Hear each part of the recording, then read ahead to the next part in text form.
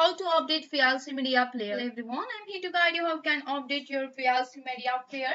So to update your VLC Media Player, you have to follow this step. So first of all, you have to go for your this PC here and go and open up the one of the videos that you want and go for the right click option and go for the open with here and go for the VLC Media here.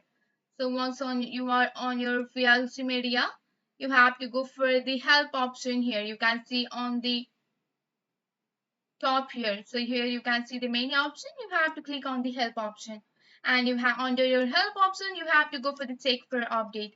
So here you can see that you have the latest version of the VLC media player. Also you can go for the recheck version. So here you can see that they are launching an update request.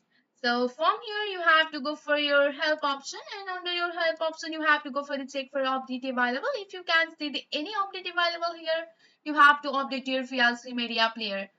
So with the help of this simple step, you can easily check the VLC Media Player update available on your PC. That's it for today. If you like this video, please hit that like button and subscribe for more. I will see you on the next one. Thank you.